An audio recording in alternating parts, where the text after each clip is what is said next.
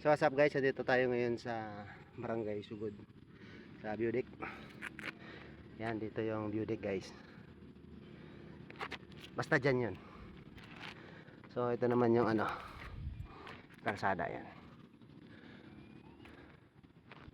So yun, tamang papawis lang muna tayo dito.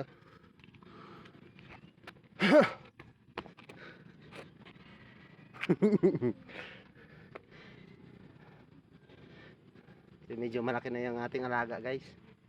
Kailangan na natin palitin siya.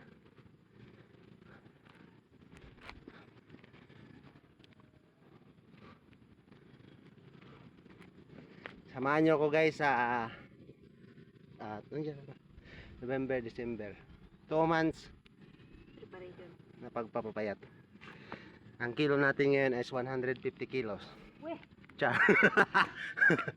Hindi, target natin is 70 kilos to 60. Magpapapayat tayo ng hanggang 60, tapos lalabanan natin si Pacquiao. Char. Sige guys, update ko kayo everyday.